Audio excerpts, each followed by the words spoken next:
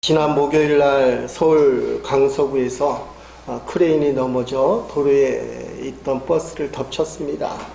한 명이 숨지고 15명이 다친 그런 사건이었습니다. 아까 김숙자 권사님 크레인 있는 거 보고 저게 어떻게 넘어지나 그렇게 말씀하시던데, 크레인 무게는 70톤짜리, 그리고 그때 5톤짜리 굴착기를 5층에 올리려다가 크레인이 무너진 겁니다.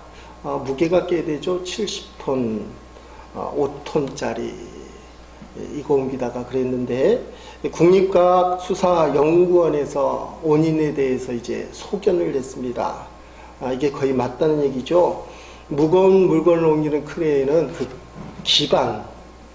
기반이 아주 흔들리지 않는 곳, 거기에다가 둬야 됩니다. 근데 이 크레인이 그날 그 집안을 건축물 잔해가 덮인 약한 곳, 좀 급하다 보니까 건물을 이제 무너뜨리고 다시 어떻게 하는 공사 같은데 잔해 위에 올려놨다가 수평을 잃은 거예요. 집안이 단단하지 못하니까 균형을 잃으면서 크레인이 한쪽에 쏠리면서 사고가 발생했다. 이 사람들이 크레인을 70톤짜리 갖다 놓을 때 이게 보통 무게가 아니잖아요. 사고 날 줄 알았으면 거기다가 안 갖다 놓을 텐데 눈으로 딱 보기에는 괜찮다. 그 70톤짜리 크레인을 갖다 놓은 거예요. 근데 그 집안이 괜찮은 곳이 아니었다는 겁니다. 크레인의 집안도 중요하지만 인생의 집안, 우리가 2017년도 마지막 날을 돌아보는데 올 한 해 여러분들의 그 기초가 어디였느냐? 좀 넓게 보면 인생의 기초, 인생의 집안, 그게 어디인가? 이게 중요하다는 것입니다. 예수님이 모래 위에 지은 집, 반석 위에 지은 집에 대해서 말씀을 하셨습니다. 그냥 평상시에는 별 문제가 없어요. 그게 모래 위에 지은 집인지 반석 위에 지은 집인지 어떻게 알 수 있어요? 그냥 평평한 땅에 집들이 서 있는 겁니다. 근데 문제는 예수님 말씀하시기를 홍수가 났을 때, 땅이 이렇게 휩쓸려 갔을 때 모래 위에 지은 집은 무너져 내릴 수밖에 없고 반석 위에 지은 집은 끄떡하지 않는다. 그러면서 설명하기를 반석 위에 지은 집, 끄떡하지 않는 집은 주님의 말씀을 듣고 순종하는 지혜로운 사람이 반석 위에 지은 사람, 주의 말씀을 듣지만 순종하지 않는 사람은 어리석은 사람. 여기서 끝나면 좋으는데 이 말씀 있기까지 그 앞에 좀 충격적인 이야기들이 있습니다. 목사들이 강단에서 설교할 때 좀 부담스러운 말씀이에요. 앞에 스크린이 나오는데 반석 위에 모래 위에 지은 집 이야기하시기 바로 직전에 그게 마태복음 7장 24절 26절인데 그 앞에 21절 23절 보니까 나에게 주님 주님이라고 말하는 사람 모두가 하늘 아래 들어가는 것은 아니다. 우리 예수님 믿고 예수님을 주님이라고 고백하고 기도할 때 주여, 설교할 때도 주여 그러는데 다 천국에 들어가는 게 아니다. 하늘에 계신 내 아버지 뜻대로 행하는 사람만이 하늘에 들어갈 것이다 하며 지금 말씀하시는 거예요. 입술로만 고백하는 사람 말고 말씀대로 행하는 사람. 그날에 많은 사람이 나에게 이렇게 말할 것이다. 주님 주님 외치잖아요. 주님 주님 자랑스럽게 우리가 주님의 이름으로 예언하고 주님의 이름으로 귀신을 내쫓고 주님의 이름으로 많은 기적을 베풀지 않았습니까? 이 보통 사람 아니잖아요. 깊은 신앙. 요새 한국교회 성도들이 깊은 신앙 별로 안 좋아해요. 기도원도 안 가고 특별히 기도하기도 그렇게 열심을 내지 않고, 저는 우리 집사람이 나름대로 작정해서 금식기도 한다고 하기에 옛날 같지 않을 텐데 걱정이에요. 걱정만 하면 안 되고 기도를 해야 되는 건데 그래서 따라서 이제 하게 돼요. 뭐 금식 기도를 며칠 한대요. 옛날 같지가 않은데. 기도를 열심히 해서 애연도 하고 은사를 받은 거예요. 귀신을 내쫓아요. 얼마나 멋있어요. 우리 교회 예배 드릴 때 귀신이 막 나가는 거예요. 기적을 베풀었어요. 자랑스럽게 얘기하는데, 그때 내가 분명하게 예수님 말씀 그들에게 말할 것이다. 나는 너희를 모른다. 이렇게 야박할 수 있어. 악한 일을 행하는 자들아, 내게서 썩 물러가라 하며, 개정 성경에는 불법을 행하는 자들아, 예언하고요, 귀신 내쫓고요, 기적을 행사하는데 주님이 불법을 행한대요. 겉과 속은 몰라요. 그 사람이 인생이 뭐랜지, 그 사람의 인생의 기초가 반석인지는 몰라요. 화려하고 믿음이 좋아 보이잖아요. 기도를 많이 해서 예언을 하잖아요. 능력을 받았잖아요. 귀신을 쫓아내잖아요. 기적을 일으키잖아요. 목사로 치면 능력을 얻어서 교회를 부흥시켰잖아요. 사람들에게 칭찬받잖아요. 수천 명, 수만 명이 모이잖아요. 엄청난 교회가 이뤘잖아요. 자랑스럽게 얘기를 했어요. 근데 주님이 분명하게, 난 넌 몰라. 더 심한 얘기로, 악한 일을 행하는 자들아, 불법을 행하는 자들아. 마지막 날이 2017년도. 내가 지난 1년 동안 좀 아쉬운 것들 많잖아요. 어떤 일이나 어떤 성과에 대해서. 근데 우리가 보기에는 그게 중요하지만 주님 보기에는 다르다는 거예요. 일 좀 안 되고 아쉬운 건, 그건 인간적인 생각인데 진짜 중요한 거는 주의 말씀을 듣고 주님의 말씀대로 순종했는가. 더 심하고 충격적인 말도 있어요. 고린도전서 13장 3절 말씀, 제가 가끔 드리잖아요. 다른 사람을 위해 내 몸을 불사른다 할지라도 아무런 유익이 없느니라. 대단하잖아요. 내 몸을 불살라요. 우리 엄마들 자식들 위해서 불살라요. 회사를 위해서 불살라요. 사랑이 없으면, 엄마가 자식을 사랑해서 몸 태워 불사르는데 진짜 자식에 대한 사랑이 아니고 자기 욕심이라면, 목사니까 목사가 교회에 충성해서 교회를 부흥시키는데 자신의 몸을 불사르는데 하나님 영광, 하나님의 사랑이 아니라 자신의 목적, 자신의 성과를 위해서 몸을 불살렸다면, 그 속에 주님의 사랑이 없다면 아무 유익이 없느니라. 뭐하러 그렇게 했니? 1년을 돌아볼 때 우리가 살펴볼 게 그게 돼야 돼요. 성과물이 아니라 우리의 중심에서 정말 예수님 사랑하고, 예수님의 그 사랑으로 교회를 섬기고 가정을 정말 사랑하고 이웃을 사랑했는가. 오늘 그걸 살펴봐야 돼요. 눈에 보이는 현상을 쫓는 것이 아니고 내 마음속에서부터 정말 주님을 사랑하는가, 그리고 주의 말씀대로 듣는가. 그게 인생의 중요한 기초가 돼야 돼요. 반석. 겉으로 보기에는 좋아서 70톤짜리 크레인을 갖다 놓잖아요. 문제가 없을 거라고. 근데 불안전한 반석, 무너지고 사람 죽여요. 다치게 만들어요. 내가 나름대로 열심히 했는데요, 그것 때문에 가족이 아파해요. 주변 사람들이 아파요. 원인을 살펴봐야 됩니다. 나의 기초, 나의 반석. 오늘 시편 71편입니다. 생명의 삶에 거기 보면 반석이나 그런 이야기들이 나와 있어요.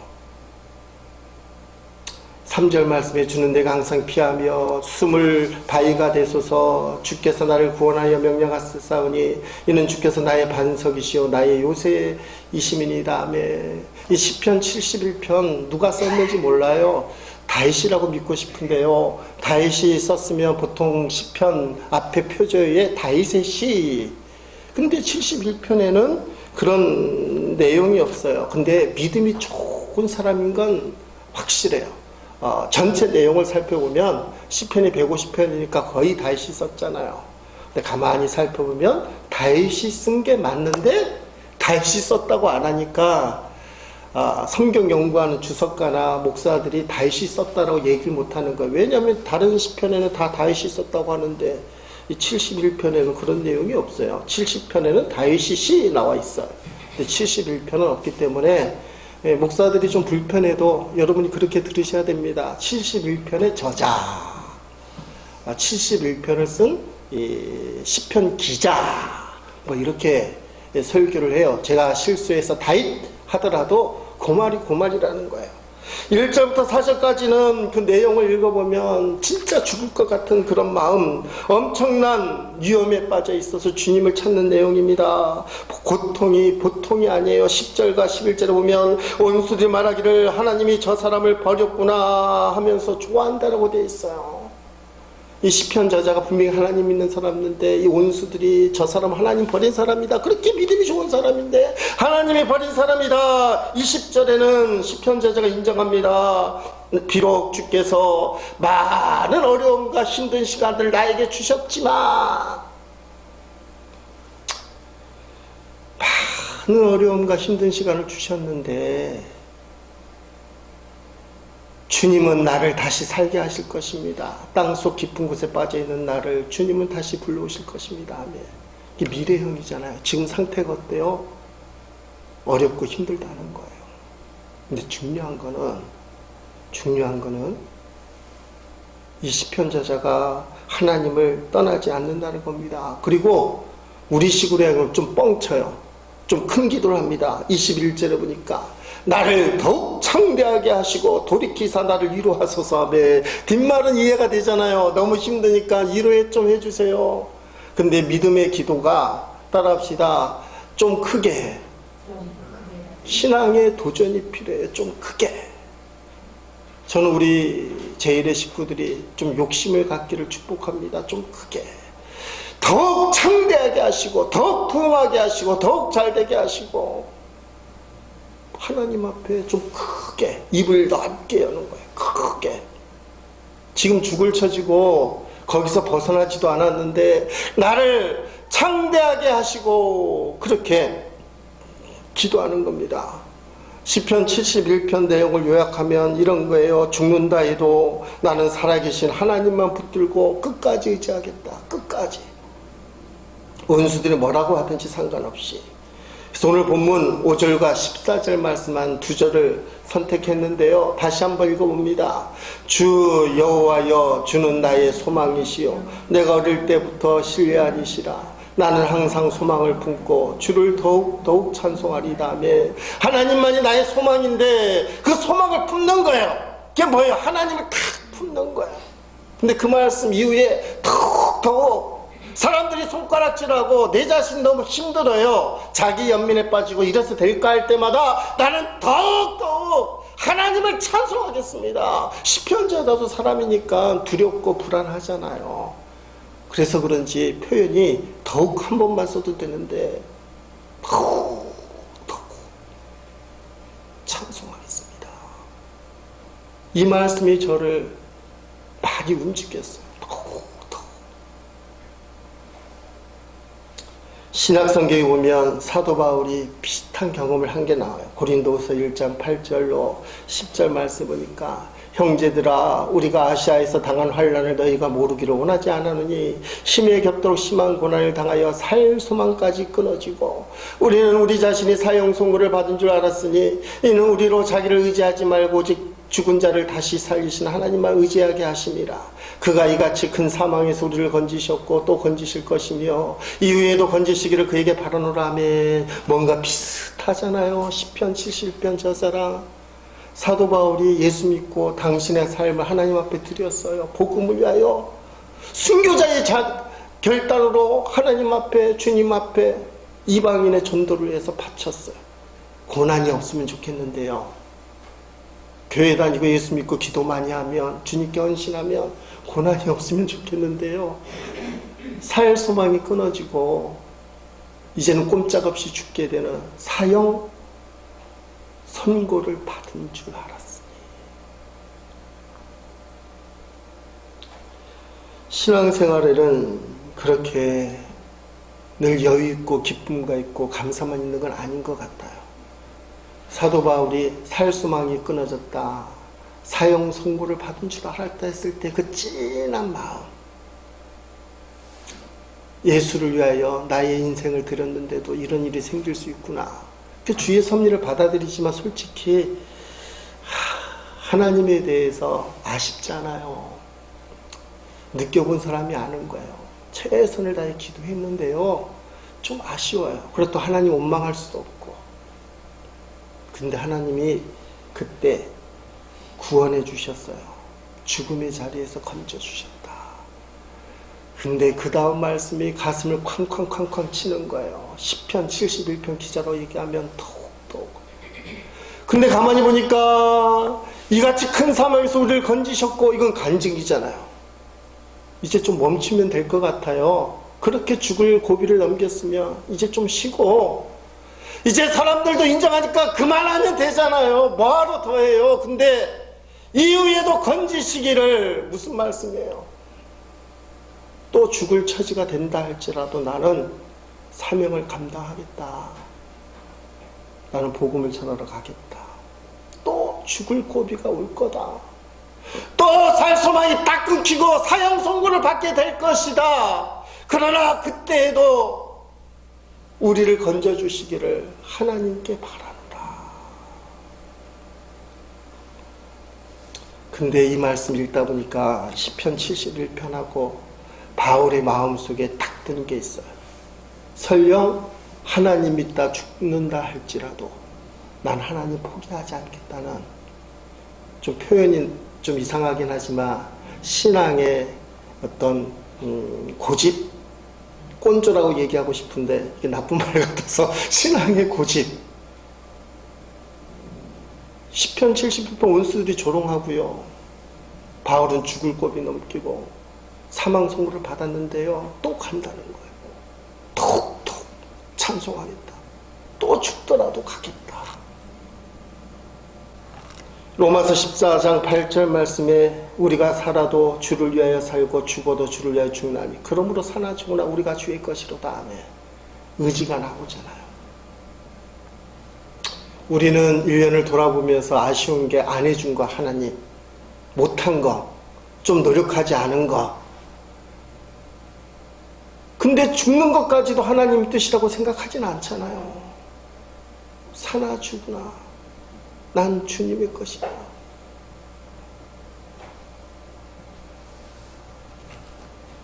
주님은 나의 소망입니다.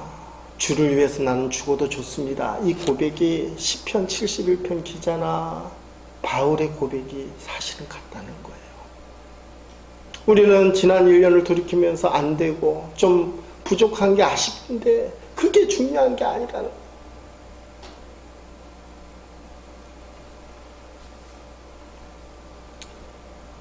우리 같으면 아마 벌써 내려놨을 거예요.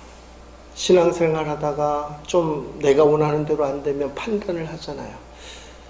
때로는 하나님께 핑계를 댑니다. 하나님 왜 이러세요도 하지만 하나님 뜻 아닌가벼 하고는 하나님이 주신 사명을 내려놨잖아요. 목사도 마찬가지예요. 하나님 앞에 나름대로 소원하고 기도하는데 하다가 기도가 안 되면 하나님 뜻이 아닌가벼 하고 편한 길로 가버리잖아요. 하나님의 뜻을 쫓는 것이 아니라 내가 판단하고 내가 좋은 길, 내가 하고 싶은 거, 솔직히 말하면 내가 유익한 거, 내가 편한 거, 하고 싶은 거. 그런데 주님이 나의 소망이라고 말하는 오늘 말씀 제목이기도 하지만 이 속에는 그게 아니라는 거예요. 주를 위해서는 내가 죽는 수 있는 것이 소망입니다. 여러분, 지난 1년을 돌아보면 목사도 시험에 들 때가 있고 답답할 때도 있고 해결하지 못할 문제가 있어. 그래서 포기하고 싶을 때도 있습니다. 근데 그때 주님이 붙들어 주신 거예요. 그래서 감사가 되는 거예요. 주님이 붙들어 주셨구나. 여러분도 마찬가지가 아닐까요? 지난 1년을 돌아보면서 내 마음대로 안 된 게 얼마나 많습니까? 가정의 어려움과 기업의 아픔들, 직장의 어려움들, 질병의 문제, 자녀의 문제, 내 힘으로 헤쳐나올 수 없는 엄청난 어려움들이 있었는데 그때 주님이 지켜주시고 붙들어 주셔서 오늘 여기에 앉아 있는 거예요. 지금 그걸 발견하고는 시편 기자나 바울이 더욱 주님을 찬송합니다. 다시 죽는 한이 있더라도 나는 내 사명을 감당하겠습니다. 주님의 은혜를 알기 때문에.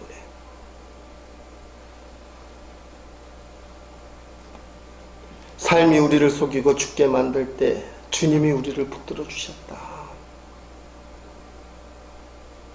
성경에 나오는 고백이지만 사실 오늘 우리의 고백이 돼야 돼요. 따라합시다. 감사합니다. 살소망이 끊기고 사형선고와 같은 그 엄청난 상황 속에서도 주님이 나를 지켜주셨다. 우린 인간적으로 아쉬워하지만 사실은 그때 하나님이 우리를 탁하게 붙들어 주신 거예요. 지난 주간에 친구 목사님 이야기를 하다가 옛날 얘기를 좀 하게 되잖아요. 어떻게 됐다. 근데 그 친구가 오래전에 30년쯤 20년쯤 됐을 거예요. 서울에 있는 모 중령교회 부목사로 섬겼습니다. 그런데 담임 목사님이 은퇴를 하셨는데 새로 담임 목사님을 모시지 않는 거예요. 그래서 이 부목사님이 친구 목사님이 1년 동안 담임 노릇을 했습니다. 근데 그 당시에도 세습이 있었어요. 은퇴하신 원로 목사님이 아들을 미국에서 데려온 겁니다. 담임으로. 얼굴 표정들이 안 좋긴 하죠. 세습이니까.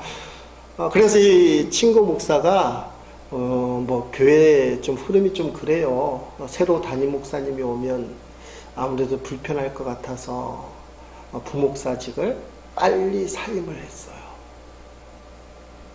근데 그 다음에 문제가 생긴 게 원로 목사님 아들이 담임이 됐는데요. 한국말을 잘 못해요. 한국 목회는 미국하고는 엄청 틀립니다. 적응을 못하는 거예요. 교회가 너무 어려워졌어요. 1년 만에 교회가 풍비박산이 나고 결국 그 아들 목사는 미국으로 돌아가서 교회에서는 공개적으로 담임 목사님을 모집을 했는데 하필이면 또 성결교회 출신 목사님을 감리교 담임 목사로 모시게 된 거예요. 이상하게 됐어요. 근데 그 목사님이 교회를 더 어렵게 만들었다는 겁니다. 그 이야기를 이 친구 목사가 쭉 얘기하는데 그때 내가 부목사를 빨리 사임하지 않고 1년만 같이 있었으면 교회도 지키고 그 다음에 자신이 그 교회 담임 목사가 될 수도 있지 않았겠나. 가능성이 엄청 높았다는 거예요. 그래서 당신의 인생의 가장 큰 패착이 그때 그 일이었다. 저는 그 말을 듣고 아무 말도 안 했지만 그게 어떻게 패착일까. 큰 교회 담임 목사 안 된 게 패착일까. 근데 그 친구 목사는 무너지는 교회에 와서 목회를 자원해서 하고 있습니다. 사택이 없으니까 가족들하고 떨어져 있고 강단에서 잠을 자고 이 추운 겨울을 강단에서 보내고 있어요. 하나님 앞에 최선을 다하고 있어요. 주님의 핏값 주고 사신 교회를 위하여 자신을 하나님 앞에 드리고 있는 겁니다. 그런데 그게 어떻게 잘못된 걸까? 본인은 아쉬워하지만 사랑하는 성도 여러분, 사람은 몰라도요 하나님은 다 아쉬워요. 만약에 그 친구 목사님에게 온수가 있었다면 비아냥거릴까요? 오늘 본문 10절 11절처럼 내 원수들이 내게 대하여 말하며 내 영혼을 엿보는 자들이 서로 꾀하여 이르기를 하나님이 그를 버리셨은즉 따라잡으라 건질 자가 없다 하오니 아멘. 친구들이 그렇게 했을 거 아니에요. 온수들이 친구 목사에게 너 결국은 하나님 잘 섬긴다고 하더니 쓰러져가는 교회에 거기 가서 목회는 하게 되었느냐. 근데 여러분이 제 친구 목사라면 어떻게 대답을 해야 합니까? 오늘 본문이에요. 자, 다 같이 읽어보겠습니다. 넘겨보겠습니다. 밑에 시편 75절 14 시작. 주 여호와여, 주는 나의 소망이시요 내가 어릴 때부터 신뢰한 이시라. 나는 항상 소망을 품고 주를 더욱 찬송하리이다. 아멘. 사람들의 성공 실패를 따지고 넌 하나님이 버렸다 아무리 이렇게 얘기한다 할지라도 나는 어렸을 때부터 주님을 믿었고 지금도 믿고 있고 주님이 나의 소망이라. 죽는 것도 두렵지 않고, 그래서 나는 비록 현실이 어렵고 답답하지만 더욱 하나님을 찬송하겠다. 기죽지 말고 주님이 나의 소망, 주님이 나의 모든 것이 되신다.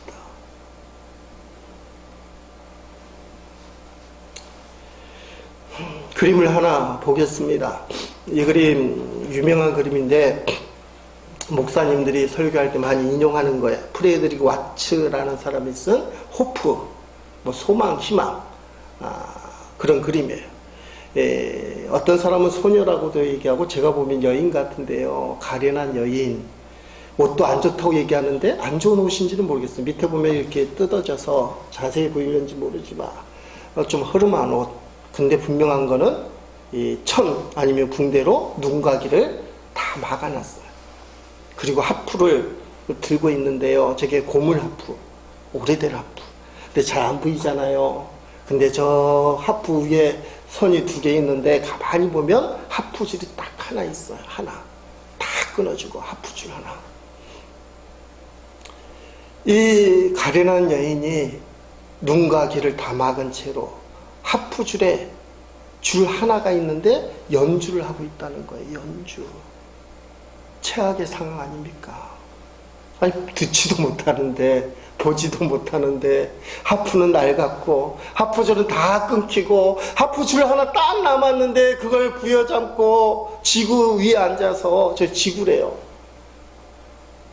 하프를 연주하는 게, 이게 제목이 뭐라고요? 따라합시다. 소망.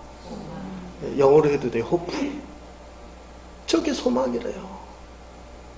최악의 상황에서도 우리에게 낡은 하프지만 한 줄이 있다면 나는 연주하겠다. 이게 소망이라는 거예요. 우리의 삶이 최악의 상황일지라도 우리에게 남은 한 줄, 변하지 않는 한 줄, 끊어지지 않는 한 줄, 그게 주님이잖아요. 그 주님이 있으면 나는 삶을 연주하겠다. 찬송하겠다. 더욱 찬송하겠다. 죽더라도 주의 일을 감당하겠다. 이게 소망이라는 거예요. 여러분, 주는 나의 소망이라고 얘기할 때 신앙이 이런 결단, 심하게 얘기하면 고집이 있어요. 누가 뭐래도 세상이 다 나를 속이고 친구들이 나를 조롱한다 할지라도 나는 주님 하나 딱 붙들고 연주하는 삶을 살겠다. 더욱 찬송하는 삶을 살겠다.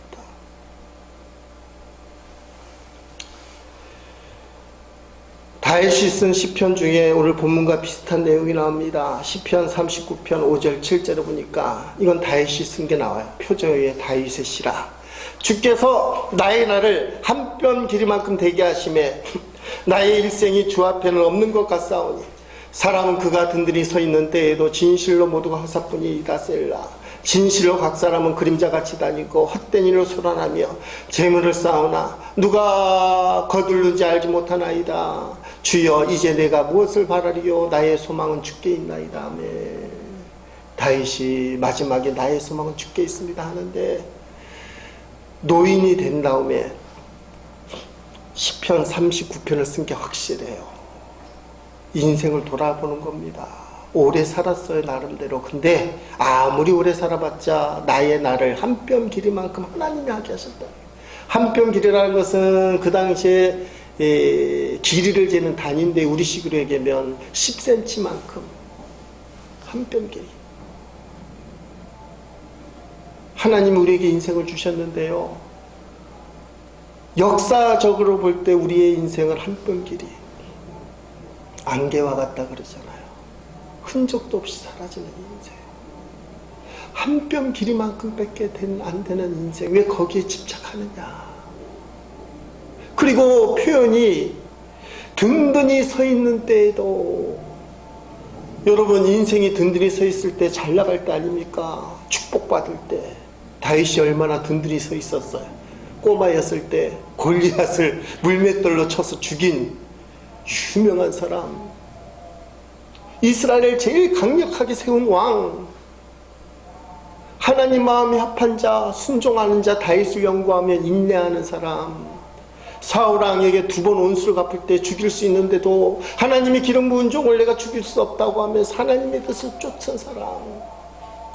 지금도 이스라엘 국계에 가면 이 삼각형 2개가 얽혀 있잖아. 그게 다윗의 별이에요. 다윗의 어를 쫓는다 그런 뜻이지만, 다윗이 부흥시켰던 이스라엘을 회복하는 게 이스라엘의 목적이라서 국기에 다윗의 별을 딱 갖다 놓은 거잖아요. 그만큼 유명한 다윗이 뭐라고 얘기하느냐. 내가 든든히 서 있는 때에도 따지고 보니까 모두 허사더라. 그거 자랑거리가 안 된다는 거예요. 좀 돈 많이 버는 거, 뭐 국회의원 되고 대통령 되는 거, 왕이니까 왕이죠. 대통령이잖아요. 건강한 거, 세상의 자랑거리들이 다 허사다. 또 하나 말하기를, 재물을 쌓아봤는데요, 누가 거둘는지 알지 못한다. 나이 들어보니까 돈을 버느라고 얼마나 수고를 합니까? 돈이 나쁜 건 아니잖아. 거짓말도 하고 인생의 쓴맛, 더러운 맛 다 느끼면서 돈 벌잖아요. 여러분이 실제로 그렇게 돈 벌잖아요. 거의 목숨을 걸고. 근데 그 돈도 허사라는, 한마디로 얘기하면 의미 없다. 아무런 의미가 없다. 악착같이 출세를 하고 성공을 하고 뭔가 손에 딱 잡았는데요, 그리고 장수를 한 것 같은데요, 그런 것들이 한마디로 얘기하면 따라합시다. 의미 없다. 의미가 없대요. 뭐가 의미가 있느냐. 나의 소망은 주께 있나이다. 이게 남는 장사라는 거예요. 이게 남는 장사. 우리는 이 땅에 살면서 남들보다 잘 먹고 잘 살고 출세하고 성공하고 뭔가 보란듯이 보여주면 그게 남는 장사라고 착각하는데요, 다윗이 인생을 살고 보니까 진짜 남는 거는 주님밖에 없다. 미국에서 보면 가정에서 쓰던 물건을 주차장 앞에 또는 정원 앞에다가 내놓고 팔 때가 있습니다. 더 이상 쓸모없게 되니까 쫙 널어놓고 헐값에 이제 넘기는 거예요. 뭐 한국식으로 얘기하면 뭐 가정에서 얘기하는 이 무슨 벼룩시장, 그런 거예요. 미국엔 그런 일들이 곳곳에 있는데, 어느 집에서 어떤 노인이 죽었습니다. 그래서 유족들이 노인이 쓰던 물건들을 그 집 앞에다가 이렇게 펼쳐놓고는 헐값에 막 넘기는 거예요. 또 그것만 찾아다니는 꾼들이 또 있대요. 가끔가다 이제 골동품 진짜 귀한 게 나오니까. 그 어떤 사람이 가보니까 좀 커다란 상자인데, 귀한 상자, 비싼 상자, 커다란 상자가 있어서 뚜껑을 열어보니까 돌아가신 어르신의 그 상장, 그리고 훈장, 트로피 작은, 그 다음에 그 사람의 업적이 기록된 사진, 증거물들이 잔뜩 있더래요. 그 노인의 일생이 담긴 거 아닙니까? 그래서 물어봤답니다. 이 박스 얼마입니까? 네, 10불입니다. 여러분, 평생을 살면서 그 어르신이 그거 했어요. 훈장도 받고 트로피도 받고 상장도 받고 사진도 엄청나게 찍고 여러 가지 증거물들로 다 쌓아놨어요. 죽고 난 다음에 자식들인지 몰라도 유족들이 그걸 판매하는데 얼마라고요? 10불, 10,000원. 너무하잖아요. 남 얘기가 아니에요. 목사들이 책을 많이 모읍니다. 책 모으는 목사님들은 뭐 엄청나게 모아요. 저도 책장에 늘 모자라잖아요. 지난번에 책장 샀는데 또 모자라게 생긴 거예요. 목사들이 책 욕심이 좀 있어요. 버리면 될 텐데 나중에 혹시 쓰지 않을까, 대부분 다시 보진 않지만 그래서 버리지 않아요. 교인들이 책을 빌려가는데 갖다 주면 고맙고 가끔 가다 안 갖다 주는 교인들이 있어요. 괜히 얄미워요. 부담스럽고. 근데 가만히 생각해봐요. 그 책들 어떻게 할 겁니까? 만약에 제가 천국에 갑자기 간다거나 외국으로 떠나게 되면 어떻게 할 겁니까? 남들에게 넘기든지 헐값에 팔든지 고물상에 갖다 줄 거예요. 우리 아들이 말입니다. 아버지가 남긴 귀한 책들, 이 귀한 책들을 영원히 간직하리라, 자손만대에 전해주리라. 제가 반대해요. 제가 그럴 필요가 하나도 없다고. 다 버리라고. 그럴 필요가 없잖아요. 내가 지금은 너무 아까워요. 저 책들이. 내가 신학을 하기로 작정하고 근 30년 이상을 봤던 책들이고 모아놓은 책들이고 또 버리기도 했지만, 근데 저거 어떡할 거예요? 그 할아버지가 그 박스 안에 훈장과 트로피와 상장과 사진과 여러 가지 평생을 자랑스럽게 하는 증거물들이 많아도 10불이에요. 10불, 만원. 여러분이 애지중지하고 있는 거, 이거 없으면 안 된다고 생각하는 거, 이건 꼭 필요하다고 생각하는 거, 이게 진짜 중요하다고 생각하는 거, 딱 여러분이 손 놓게 됐을 때 그게 의미가 있는가? 다윗이 아니라고 얘기하는 거예요. 내가 잘 나갈 때 살아봤는데 하나님 앞에 서게 되니까 그게 아무 소용이 없다는 거, 허사다. 돈도 벌어봤는데 그거 누가 쓸지 모른다, 허사다, 의미가 없다. 그래서 주님만이 나의 소망이다. 그게 남는 장사다. 그게 진짜 나의 삶을 유익하게 하고 주님 앞에 서는 날, 나를 빛나게 하는 것이다. 예수님이 이 말씀하셨습니다. 요한복음 10장 28절 말씀 보니까 내가 그들에게 영생을 주노니 영원히 멸망하지 아니할 것이요 또 그들을 내 손에서 빼앗을 자가 없느니라. 아멘. 구원 영생이잖아요. 마태복음 6장 19절 20절 너희를 위하여 보물을 땅에 쌓아두지 말라. 거기는 좀과 등록이 해하며 도둑이 구멍을 뚫고 도둑질하느니라. 오직 너희를 위하여 보물을 하늘에 쌓아두라. 거기는 좀이나 등록이 해하지 못하며 도둑이 구멍을 뚫지도 못하고 도둑질도 못하느니라. 아멘. 1년을 돌아보면서요, 이 땅에 보물 쌓는 것도 은혜고 자랑스럽고 훈장일 수도 있어요. 근데 그게 진짜 의미가 있는가? 우리가 주님 앞에 결산할 때는 그런 걸 결산하는 게 아니라는 거예요. 다윗이 말하는 겁니다. 예수님이 말씀하시고 진짜 중요한 게 뭐냐? 우리가 어렵고 힘들 때 시편 71편의 기자는 주님이 함께 하셨다. 오늘 우리의 표현을 하면 십자가의 능력이 나를 구원하고 내가 죽을 때도 함께 하셨다. 오늘 사진 한 장 더 보겠습니다. 저 사진은 16년 전에 2001년 9.11 사건, 뉴욕 쌍둥이 빌딩에 비행기가 유유히 가다가 탕 부딪히더니 그 그림이 아직도 기억 남잖아요. 폭삭 내려앉은 사건. 2749명이 죽었대요. 벌써 저게 16년이나 흘렀어. 그 엄청난 빌딩이 무너져버리니까 잔해를 치울 수밖에 없잖아요. 잔해를 치우다가 십자가 형태의 철제 빔을 발견했대요. 3일 만에. 저게 사진 속의 빔이에요. 좀 우리가 보기에 오른쪽이 좀 구겨졌잖아요. 저걸 발견한 사람이 엉엉 울었대요. 저거는 그 빌딩 어딘가에 있던 구조물인데 저게 자네들하고 같이 떨어졌을 거 아니에요. 빌딩 어디선가 떨어졌는데 땅에 박혔는데 뽑히지 않는 거예요. 자네를 치우는데. 다 걷어냈는데도 저 철제 빔이, 십자가 빔이 그대로 남아있는 걸 보고는 울면서 미국 사람들이 저 밑에서 기도하고 예배를 드렸어요.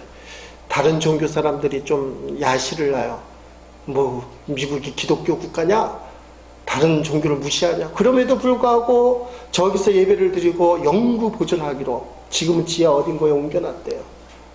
여러분, 저 십자가가 뭡니까? 2749명이 죽을 때 함께 있었던 십자가, 많은 사람들이 부상당할 때, 울부짖을 때 함께 있었던 십자가라는 거예요. 미국 사람 그걸 잃지 않는 거예요. 어떻게 보면 미국 사람들의 신앙의 힘입니다. 우리가 테러 당했다, 2749명이 죽었다, 그랬다고 우리는 포기하지 않는다, 그때도 십자가는 우리와 함께 했다, 이 정신을 붙든 거예요. 그래서 저들이 저기서 기도하고 예배하고 지금도 저걸 딱 갖다 놓는 거예요. 모든 것이 무너졌는데요, 십자가는 무너지지 않는다. 그리고 떡하니 우리와 함께한다. 이게 우리의 소망이라는 거예요. 사랑하는 성도 여러분, 오직 주님만이 나의 소망입니다. 이 말씀 속에 얼마나 깊은 뜻이 들어있는가. 이 고백으로 십자가를 붙들고 승리하시기를 주님의 이름으로 간절히 축원드립니다.